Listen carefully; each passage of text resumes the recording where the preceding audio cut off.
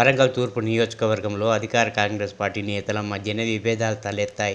పోచమ్మ మైదాన్, పోచమ్మ గుడి దారికి వెళ్లే డబ్బాలు అడ్డంగా ఉన్నాయని ఎమ్మెల్సీ బసవరాజ్ సారయ్య తొలగించారు. మాజీ ఎమ్మెల్సీ కొండా మురళి డబ్బాలు తొలగించిన చిరు వ్యాపారులను పరామర్శించి ఆర్థిక సాయం చేశారు. అంతేకాకుండా ఎమ్మెల్సీ బసవరాజ్ సారయ్యపై అధిష్టానికి ఫిర్యాదు చేస్తాను అని అన్నారు. తాను కాంగ్రెస్ పార్టీలో ఉన్నానని, గతంలో ఎమ్మెల్సీగా పోటీ చేసినప్పుడు ఏకగ్రీవంగా ఎన్నుకోవడం జరిగిందని, కానీ మాజీ మంత్రి ఎమ్మెల్సీ బసవరాజ్ సారయ్య లాగా ఇతర పార్టీలో ఎమ్మెల్యేలాగా గెలిచి పార్టీ మారలేదని, ఒక బీసీ నాయకుడై ఉండి రోడ్డు పక్కన చిరు వ్యాపారాలు చేసుకునే వారి డబ్బాలు ఎలా తొలగిస్తావని ఘాటుగా వ్యాఖ్యానించారు.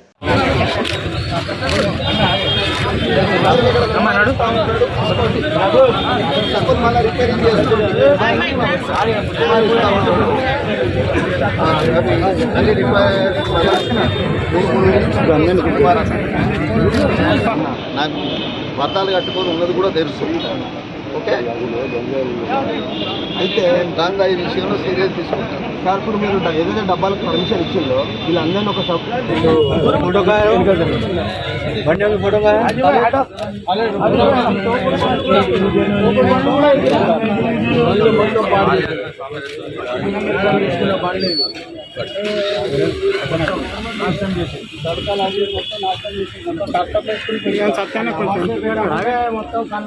పరిస్థితుల్లో మీద వాళ్ళకి ఎక్కడ కూడా అన్యాయం జరగద్దని నిజంగా కూడా మెయిన్ రోడ్ మీద కూడా లేవు, పక్క సందులో ఉన్నాయి.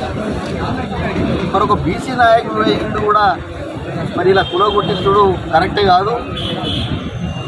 ఆయన కరెక్ట్ ఉండేది ఉంటే 4 పోషాబాబులు ఇంకెక్కువ కట్టించి ఆయన పక్క పెట్టుకోమనండి. నేను కట్టిస్తున్నా కదా, అలాగే కట్టియానండి. నువ్వు వేరే పార్టీ నుంచి వచ్చినావు, ఆ పార్టీకి రాజీనామా చేయాలి. ఎందుకంటే మనం బీసీలో మనకు ఒక ఆత్మగౌరవం ఉంది. దాన్ని దృష్టిలో పెట్టుకొని నేను ఆ రోజు భారతదేశంలో ఎవరు యునానిమస్ గారే మరి ఎమ్మెల్సీగా, రాజ్యసభ ఎమ్మెల్సీగా నేను ఎన్నికైనప్పుడు నిజంగా కూడా అందరూ ఆశ్చర్యపడ్డారు, ఎలా అయిండు అని. ఎవరు నామినేషన్ కూడా వేయలే, ఏ పార్టీ వేయలే, బీజేపీ వాళ్ళు వేయలే, తెలుగుదేశం వాళ్ళు వేయలే.